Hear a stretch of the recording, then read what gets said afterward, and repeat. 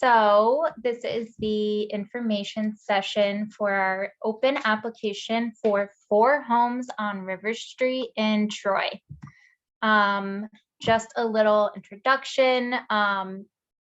Coming to this info session, signing up, not coming, not signing up at all, whatever, it has no impact on how we're going to look at your application. Just so you know, positive, negative, no impact. At the end of every slide, feel free to ask questions. If you think of a question, like later, or, that was on a different slide, or you think of something and you know that you're going to forget it by the time we finish the slide, you can just type it in the chat, and we'll get back to you. Please keep your questions general here, since this is recorded and will end up being put on our website. So we're not going to discuss like your personal situations here, but definitely feel free to call or email me another time to ask more personal questions.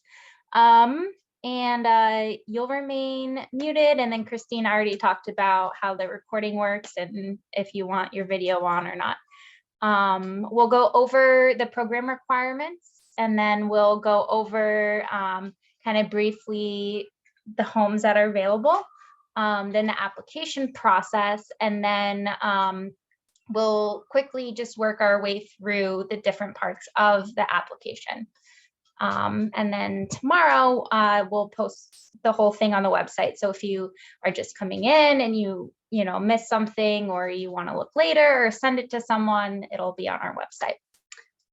So just a little and to introduce myself, I'm Tiffany. I'm the community and homeowner engagement manager. So I am the one looking at your applications for the program review, and then ultimately working with our home buyers during the whole home buying process. And Christine. Yeah, I'm Christine Schutte. I'm the executive director at Habitat. And for tonight, I'm just going to be helping answer questions in the chat and answering any other questions with Tiffany. Yeah. All right. So now to get started. So just a little bit about Habitat in general. We're a first-time homeownership program. The homes already have plans that are approved by the city and they're underway, so we can't change anything. We're not building a custom home, but there might be an opportunity to pick like your cabinets or countertops for any of the homeowners. Partnership is at the center of everything that we do at Habitat. And so we'll be discussing one aspect of that later, but pretty much everything we do is coming from with that in mind. And then financial qualifications. There's 2 parts to financial qualifications. One is our program financial qualifications. So that would be like a low to median income or moderate income family, as defined by HUD. But then also there are some financial qualifications that come from the bank for your mortgage. Since one of the core program criteria is being able to afford an affordable mortgage. So that's one of the things we're going to look at in the PowerPoint. So what counts as income? Your wages, any child support you receive, Social Security income, your Section 8 voucher, or any kind of assistance you get from HUD, that counts as income. And so you can include all of that. And 50 to 80% of the area median income, as defined by HUD, is our income guidelines. It's by household size. If your household is bigger than 4 people, we have the whole thing like on our website. It goes up to like 8 people, but I think you can keep on going. But for example, if you have 2 people in your household, that could be like a child or another adult. So it's just counting people in your household. The minimum income would be 42,400 and the maximum income would be 67,400. Yeah, so that is one of the pieces of the financial qualifications. Another is to have at least $1,000 in a savings account. And this is because we want to make sure that you can afford the upfront costs of the program, but also having a savings account and building a habit of savings is key to be a successful homeowner. So that is something that we look for, but there is a $500 deposit for anyone who is accepted that gets applied to your closing costs, but that's something upfront that you would have to pay. And then there is like $800 worth of fees from the bank upfront. So we're just trying to make sure that once you apply and if you qualify and you are offered one of the homes and you sign your commitment and then all of a sudden you find out that you have all these costs from the bank, they're not overwhelming and we don't want it to overwhelm you. So that's something that we're looking for. So one thing with the bank is that by partnering with Habitat, you get access to a Sunny May Habitat mortgage. It's just for Habitat home buyers. And it's a 2% fixed interest rate, 30 years, and 1% cash down. And we also help you apply for other kinds of down payment assistance. The bank will help you apply for another down payment assistant program through Sunny May. But it's just an unbelievably affordable mortgage. And then credit history is something else we get a lot of questions on. There's no set credit score, and this is coming from the bank, not from our program requirements, but the bank requirements would be that you have a current satisfactory credit history. So nothing's in collections, no charge-offs. Usually this ends up looking like around 600 credit score.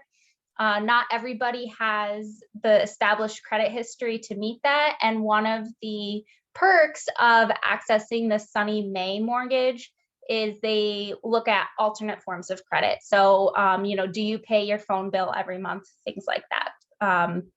But every application is going to be looked at holistically. So we're not, looking hard and fast rules for anything. We're looking at you as an entire applicant. Okay. Are there any questions on the financial qualifications? Yes. My name is Lennon Kears. Hello, I missed the beginning part of this. Okay. Can you guys hear me? Yes. The question I have is, I know you mentioned about how many people in the household and the qualifications for the income. If you have 3 people, but only 2 people with income, do you still want to know the number of people in the household for the houses? You do? Yes. Okay. And when we get to the part that goes over the application, I'll show you exactly how you can tell us that. Okay. Okay. And then I think I have one more question. Sure. For the Sunny May, I think you said loan, once the process, once you're accepted, if you're accepted, then the second phase would be the Sunny May with the bank to see if you qualify. Yes. So after the last phase of the application process is also the first phase of your partnership process, and that is working with the bank to qualify for an affordable mortgage. It's usually almost always 99% of the time going to be this Sunny May Habitat mortgage, just because it's the most affordable mortgage, you know, that we can find. Yeah, and that looks almost typical to any other kind of loan or mortgage process. One of the differences is that we at Habitat are going to help you with that every step of the way, because it can be so overwhelming. Okay. But we're here to help. So that's something that you won't find on the open market either. Okay, All thank you. Yep. Any other questions on the financial qualifications? Okay, if anyone thinks of anything, you can put it in the chat, and we'll get back to you on that. So the program partnership, so like I said at the beginning, that partnership is kind of like at the center of everything Habitat does. One of the biggest aspects of it is called sweat equity. And it's something that a lot of people, when they think Habitat, they think, oh, aren't you like on the build site helping to build your house? Yeah, you are. You're not on a roof, so don't worry about that. But so sweat equity for us, we like to think about it as community building and skill building. So you're spending time with your future neighbors, with your family and friends on the build site, you know, getting to know each other, getting to know your neighborhood, getting to know your house. But then also it's a skill building, so that, you know, you can feel much more confident in maintaining your home after you purchase it. Community activities is another aspect of our sweat equity requirements. And so that's just being involved in the community. And then another 40 hours of that could be up to your choice, and any of the work that you do that goes towards building your house and purchasing your house counts as sweat equity. So we're, you know, we're not trying to make it a burden for anybody. If anyone has a disability and, you know, they have different accommodations, we're like always willing to work with you and figure it out. We don't want it to be a burden. Yeah, so any questions about sweat equity? There's not a question about sweat equity in the chat, but we do have a question about how long the process takes to know whether you're approved or not. Sure. So I will get to that later, but I will just answer the question now as well. So within 30 days of submitting your application, you will hear back from us on the decision about your application. And I think later on, I talk about the different kinds of options, or, you know, different kinds of outcomes your application can have in more depth. But first, we'll go through the homes. So we are building 4 townhomes in Troy on River Street, and they're attached townhomes in groups of 2. So there's these guys and there's these guys, and 808 and 812 are 3 bedrooms, and 810 and 814 are 4 bedrooms. All of the homes have an open concept first floor and a half bath on the first floor. You've got laundry hookups in the basement.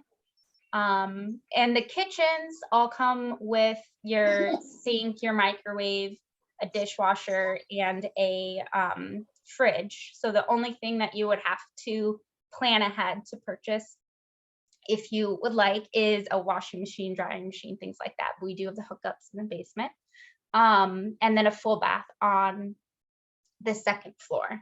Are there any questions about the homes? Can you apply for a 4-bedroom or 3, 2 at the same time, or just one? So this will probably make more sense later when I show you the application, but there is a place in the application where you mark which homes you're applying to, and you could do all of them, you could do one of them, you could do 2 of them. It just depends on how many you want to check. So there's no limit. Thank you. Any other questions? Okay. So we'll go through the application process, excuse me, in a second. And this is where we'll answer more in depth, like what happens to your application, and when do we get back to you about it. We'll go through some of the documents, the supporting documents that are required for the application. And then after that, we'll just briefly go through every page of the application just to get you familiar with it. So the application process, you can pick up the application at our office, or in a couple slides from now, we'll go to the website where you can go online to submit the application through an online portal, or you can download the PDF to print. You'll also want to gather your documents, which we'll go through when we get to the application, and ask questions during the application process, before, after you submit an application. You can submit your application at any time, and then, if you think of something later and you're like, oh, I think I forgot to include that, you can definitely get in touch with me, and we can add to it. So it's not like if you think you forgot something that it's done because you submitted already. You can definitely, and excuse me, until the deadline, you can definitely edit your application. But I wouldn't suggest going that route. I would definitely suggest preparing everything at once and then submitting it. But if your application is incomplete, so you're missing the supporting documents by the deadline, then we can't really fairly review your application, so we have to deny it. So that's just one thing about the application process, is you really want to make sure that you're getting all of the required documents in on time. And then, like I said before, within 30 days, you're going to hear back about the decision on your application. It'll likely be through your email. If your email doesn't work or you don't have an email, then we will mail you the decision. And the decision, if you are denied, we'll definitely explain to you why. We'll definitely explain to you how we think you can improve for a future application cycle, and we'll definitely explain to you some local resources that you can get in touch with to improve whatever needs improved for next time. And then program qualified. So the application that we receive, we're just looking at it for our program qualifications. And that's the decision that you'll hear back about, is if you meet our program requirements. If you meet the program requirements, then we move on to working with a mortgage lender to see if you can qualify for a mortgage to purchase the home. And then those applicants will then move to the selection phase, where we look at the homes that you applied to on your application, which homes you wanted, and then we'll assign a house number, and then you'll get a call from me and hear back about being accepted. So those are the two different ways it can go. Is you're denied, and we offer you lots and lots of support to help you for next time, or you get an offer. Are there questions on the application process? There are two questions in the chat. The first one is, how many times are we able to apply if denied? You can apply forever and ever and ever until you get accepted, or until you don't want to anymore. So there's you're definitely welcome to apply. Yeah, we'll accept applications from anybody and everybody. It doesn't always mean that you're going to be qualified or get accepted, but yeah, you're definitely welcome to apply again in the future. And we do have a number of Habitat homeowners who Yes. it took a few application cycles for, so maybe they applied and then they realized they had to work on some aspect of their application. And then they were successful in another round. So that has definitely happened. The second question in the chat is just clarifying whether there are only 4 houses to apply to in this application, and then are applicants selected on a lottery basis? Okay, so this application is only for these 4 homes in Troy. If you think you're probably not interested in these 4 homes, you don't have to submit an application because they're only for these 4 homes. But what you may want to do is look at the application and prepare for a future round when we have different homes available. Since your application is only going to be valid for those 4 homes.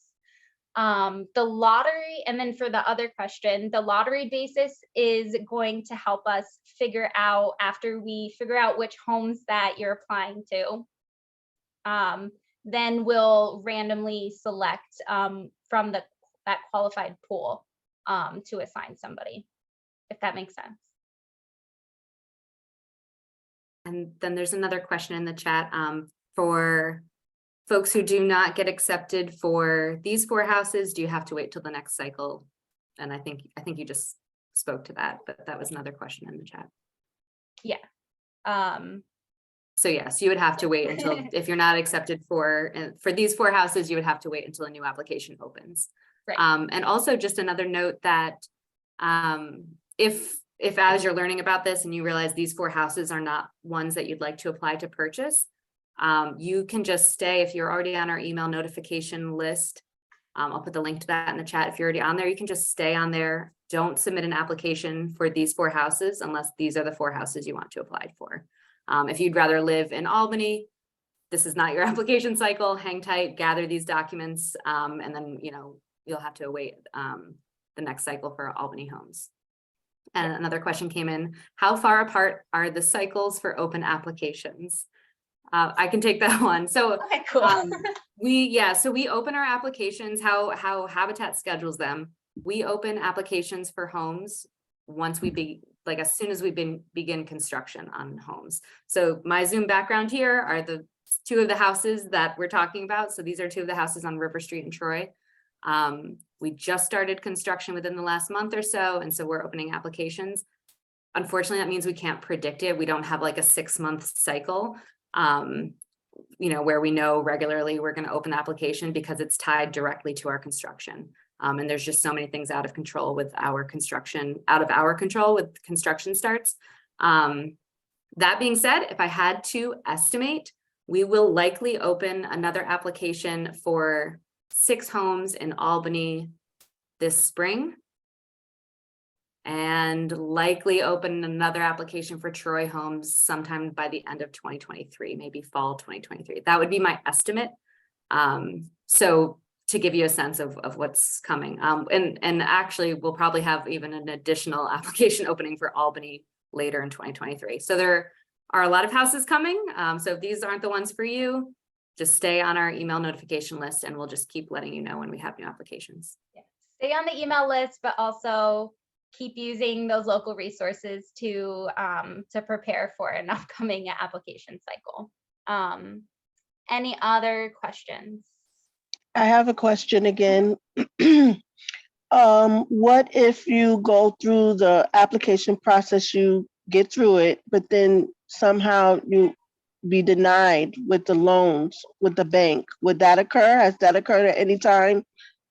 That could occur. With the way our application process goes, it's not a common occurrence. But definitely little things happen here and there. And what would happen is, first of all, before it gets to the point where the bank denies you,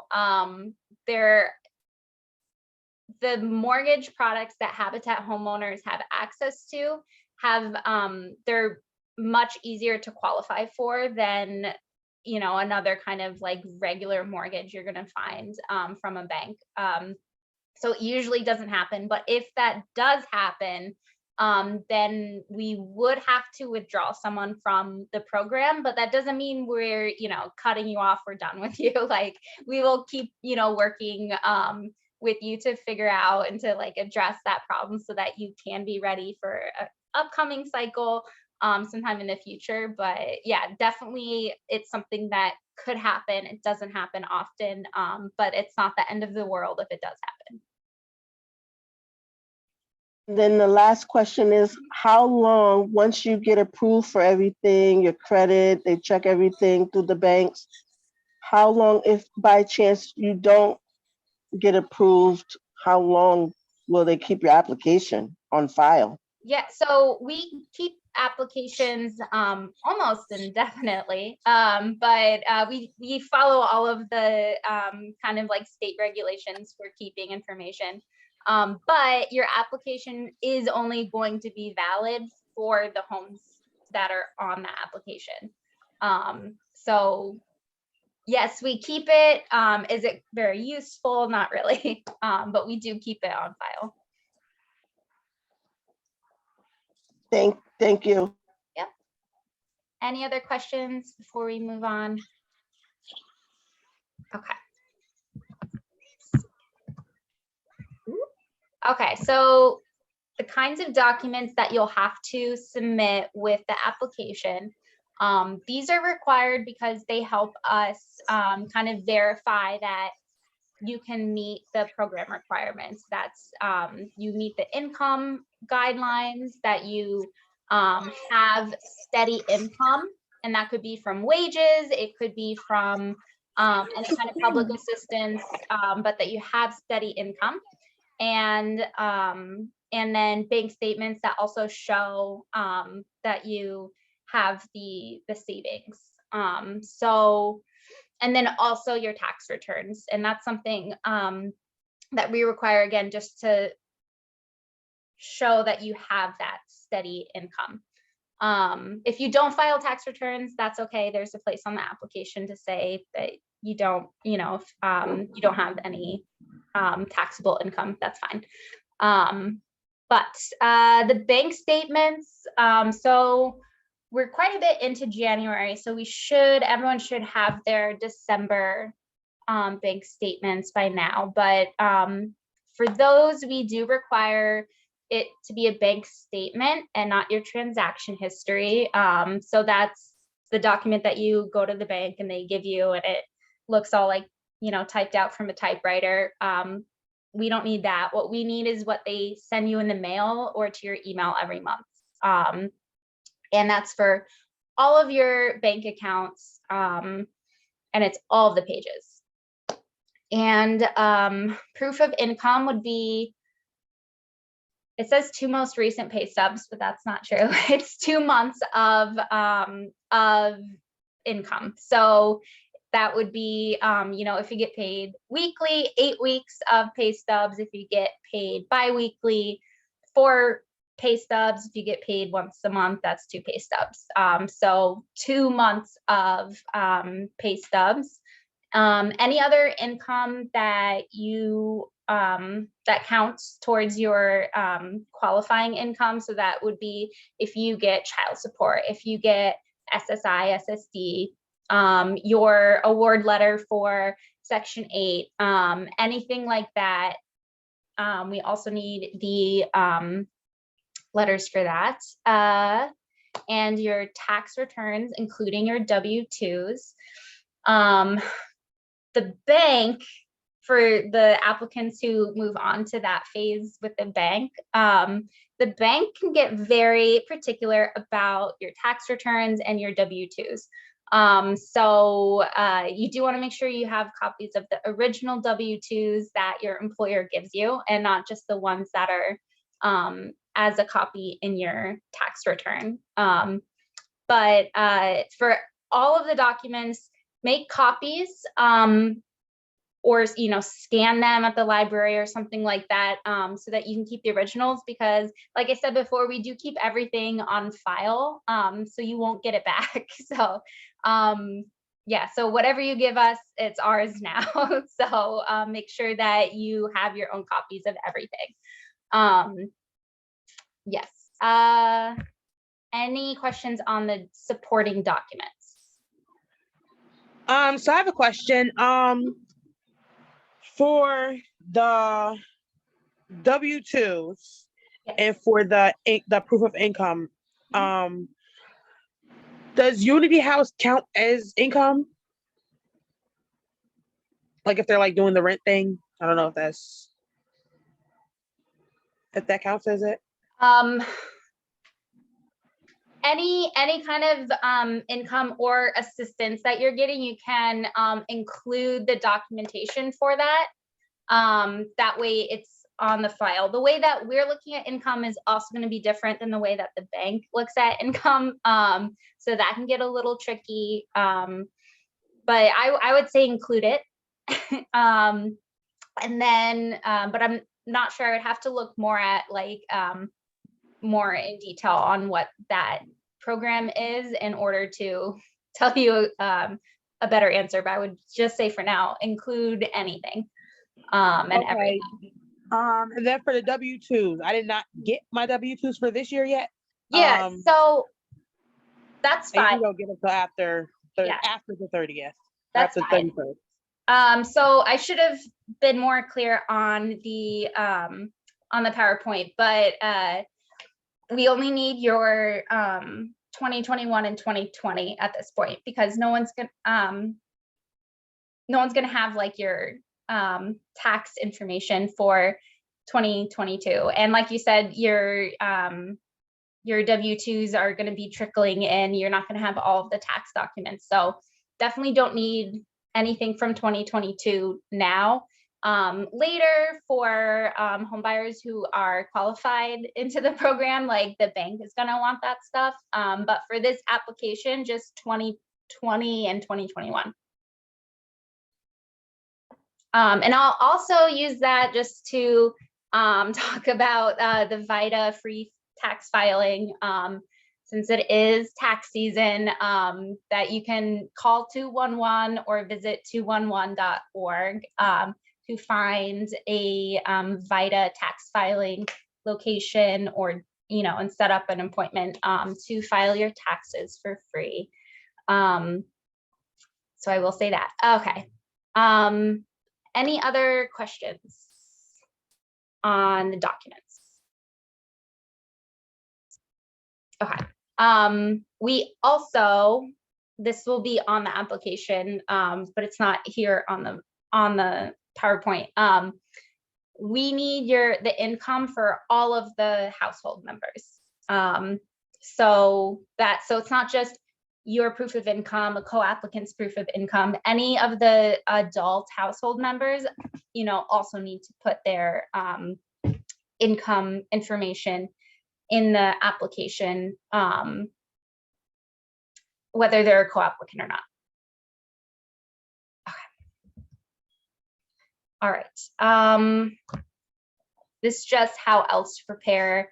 It kind of goes back to what Christine was saying, like if you think this isn't, these aren't the homes for you, there's lots of things you can do in the meantime. But this is all on our website, and just in the interest of time, I'm just going to go ahead and go to the application. Does anyone have any questions before we head over to the application? Okay.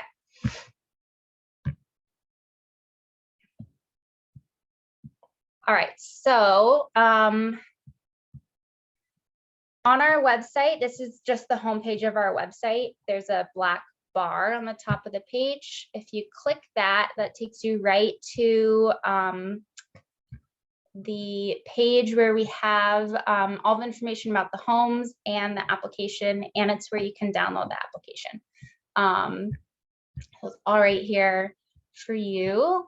So there's two ways to submit the application.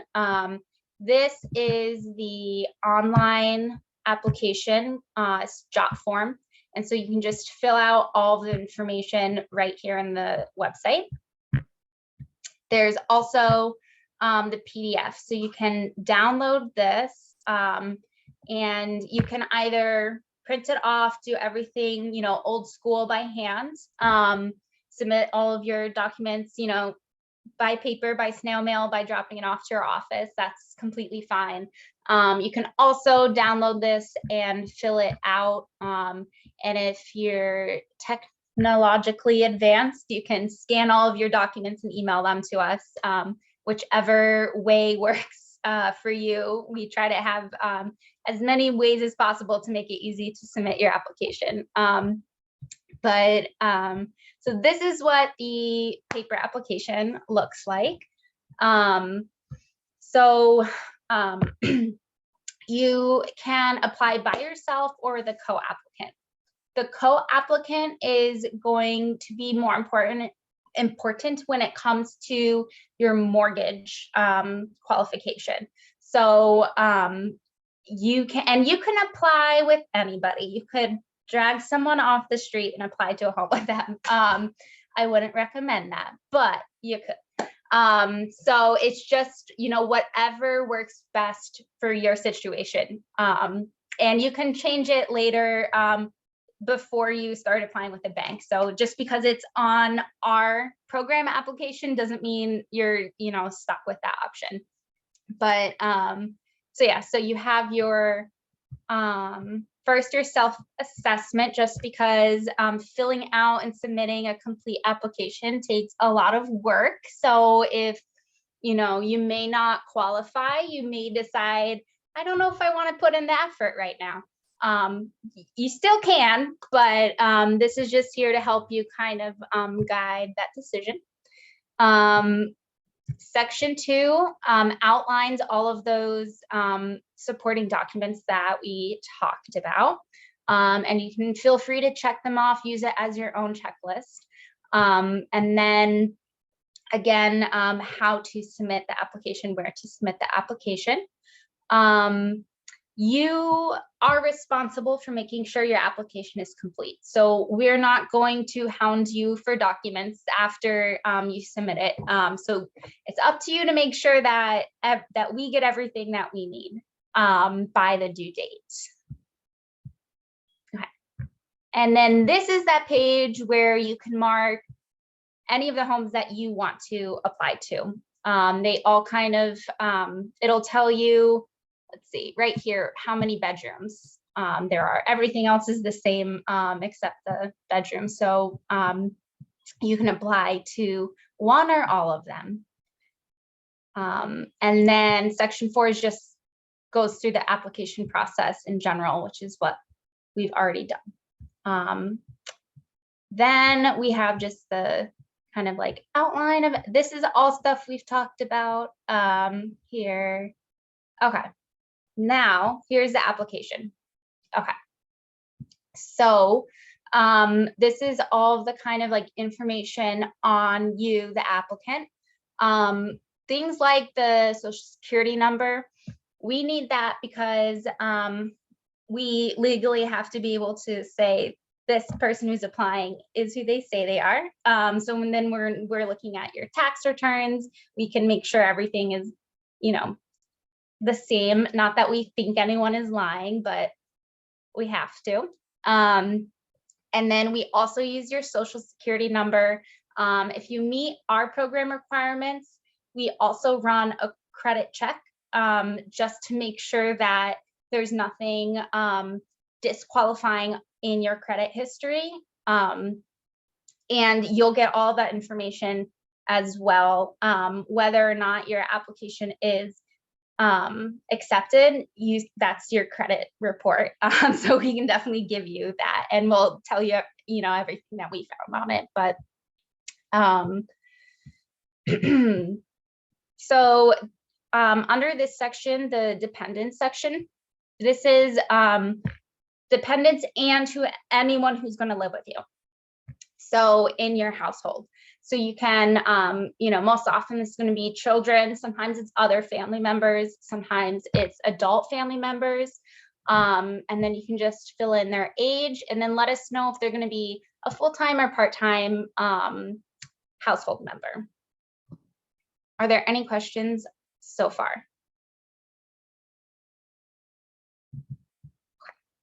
your address. Okay, and then we also just mostly for informational purposes ask about military service for you or anyone else in the household. One of the reasons is that service members sometimes have access to other grants that can make it cheaper for or more affordable for us to build, or have other grants that you can access for down payment assistance, things like that. So we always want to ask. This is a very important box. It's your willingness to partner. So this is just saying, yes, I'm willing to partner with Habitat and complete the 100 hours of sweat equity. If you mark no here, it may not work in your favor, but feel free. Okay, and then the next section is asking about your present housing conditions. So you can, mark how many bedrooms you have. The reason we ask is because we gather information to see if like you are currently living in overcrowded or things like that. We're not asking just to ask, but let us know if you're renting or rent-free. And if you are living rent-free, like if you're not on the lease or something like that, just let us know who is on the lease in the bottom. You don't have to give us like detailed description, just, you can say my brother or something like that. And then also let us know how much you pay in rent. If you do receive Section 8, just list what you pay every month. And then down below somewhere is where you're going to list what Section 8 covers.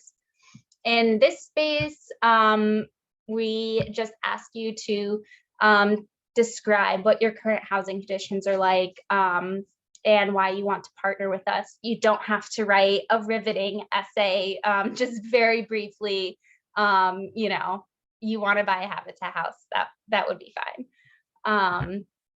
And then we're going to do employment information. So you'll let us know who employs you, what kind of business it is, and the title. And this is important because if you have been working for less than a year at that job, we want to know what you did before. When the bank looks at an application, what they want to see is, even if you have, a different job, if you're like job hopping or something like that, as long as you're working in the same kind of industry, doing the same kind of thing, that to them still says this person, has a steady income. So that's what they're looking for, and that's why we ask. And that's why we ask what your start date is. You don't have to give us the exact start date. You can just say, oh, I've been working there 15 years. Who would know what your start date is? And then tell us about how much you make a year in wages. And so that's before taxes. And if you're self-employed, you can fill out that information and it gives you more information on additional documents. This section is your income, so your salary, and then any other kind of income you get. If you get anything else, you can fill out what it is that you get, anything the co-applicant gets, and then any other adults in your household, what their income is. And this just like more detailed, like if they're one of the household members, like just tell us who that household member is. And it's only for the adults. If your kids like babysit or work at Stewart's or something, we don't need to know that. Okay. Any questions on the income?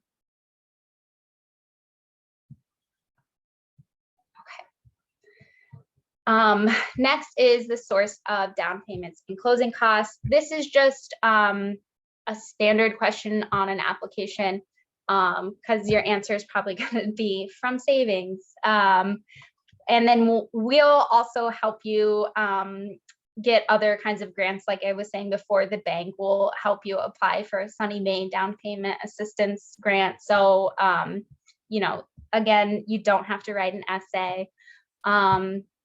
The next section is the assets. And so this is like your bank accounts. So it's you're going to tell us what kind of asset it is. So your checking account, your savings account, the joint account, the name of the bank or credit union or the location, the account number, just the last 4 digits would work, the current balance, and if it's a joint account, tell us who else is on the account. And any of the, if you have a joint account with somebody, when we'll look at that bank statement, we'll still count it like 100%. That's still your money because it's a joint account. As a reminder, we're also looking for at least $1,000 in savings total, which is another reason why we're asking it here, and we need your bank statements. Okay, and then liabilities and expenses is just asking about your debt and what you pay every month. So there's just some common things. The child support, that's if you pay child support, not receive it, because receiving would be income, and that's the other section. This is if you pay, and any other kind of like monthly liabilities that you have. One of the reasons this is important is because the bank will be looking at your credit history. So if you don't have a very like strong credit history, like if you only have like 1 or 2 kind of like accounts, like a credit card and a car loan, they still need 3 lines of credit. So then what we'll do is look at what other things you pay every month. So if you pay your rent every month, or if you lease furniture and you pay that every month, something like that, just to show that you're good for a monthly payment. That's what they want to know.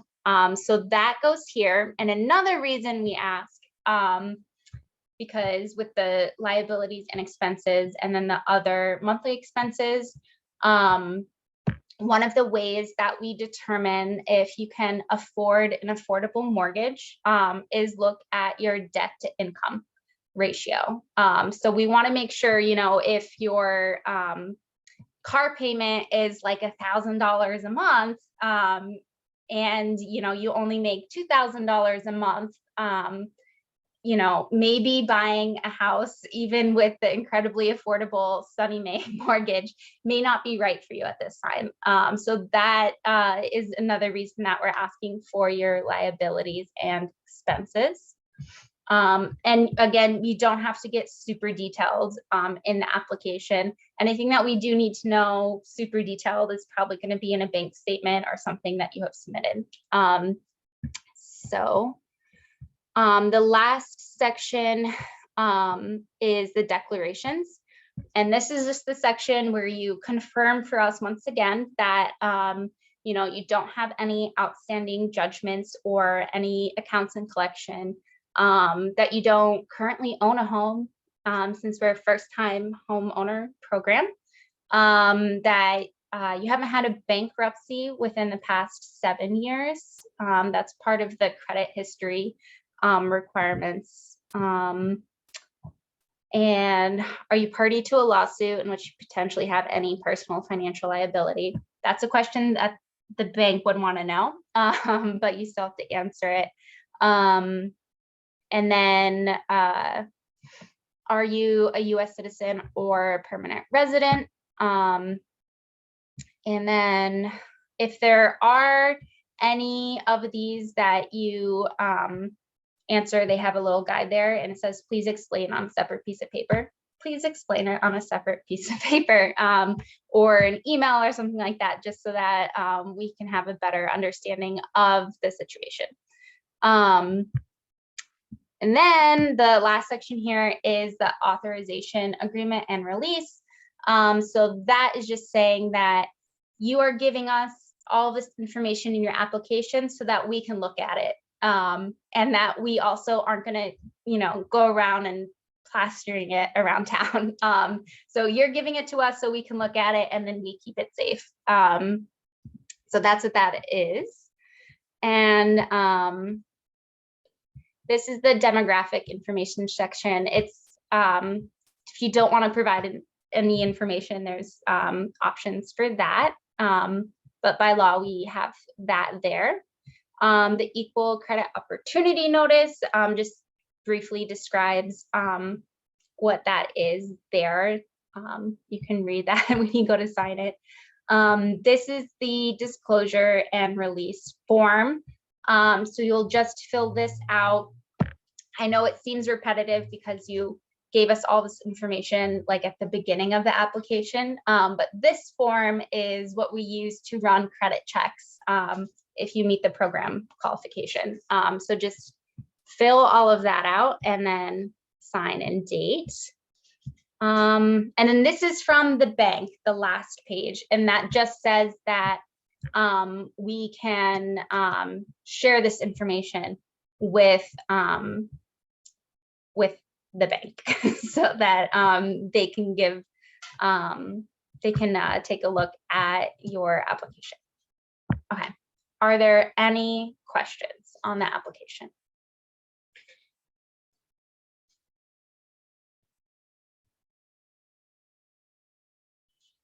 While people are thinking if they have questions, I just want to note that if it seems like a lot of information, it is, and that is because it is also the beginning parts of an application for a mortgage. So Yeah. The reason we're collecting so much detailed information is because that is what the bank will eventually need to qualify you for a mortgage loan.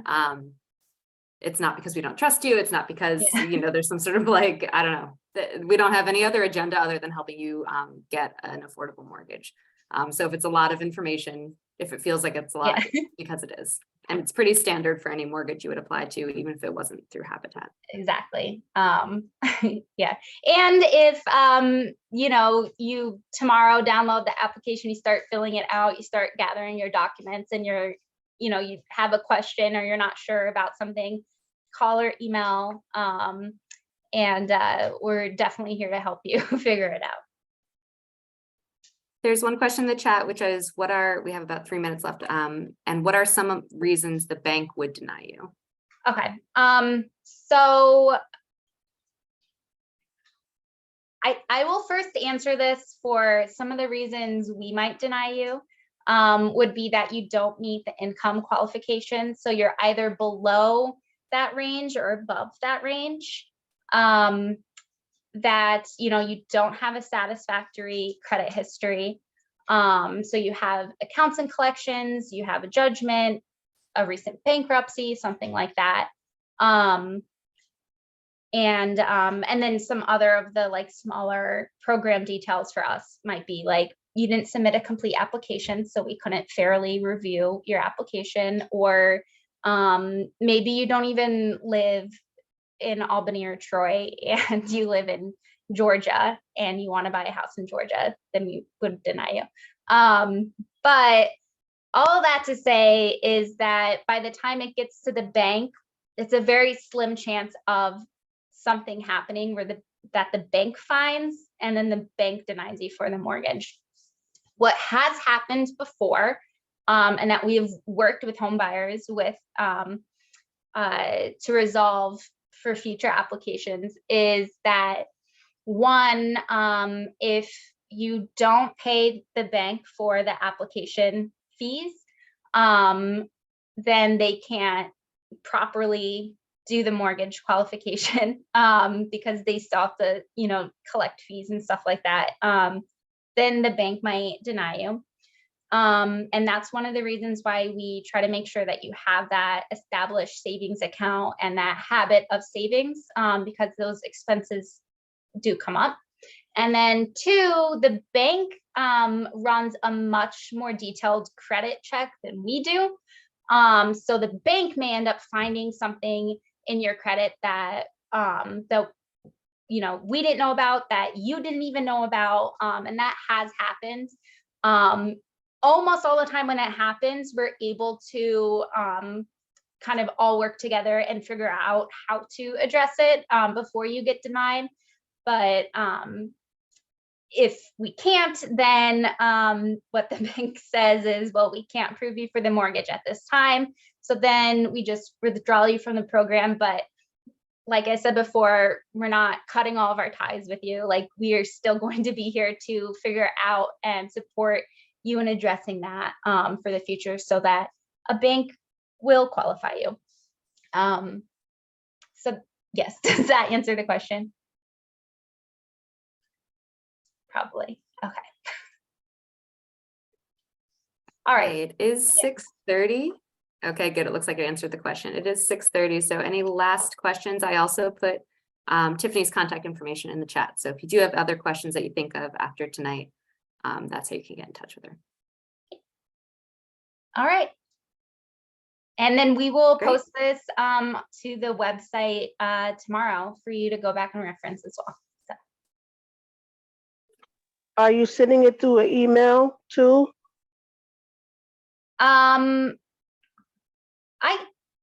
I could, once we post it, since I have all of your emails, I can definitely do that if that would, people want that, sure, Thank you. definitely. All right. Thanks, everyone. Have a good night. Good night. Thank you.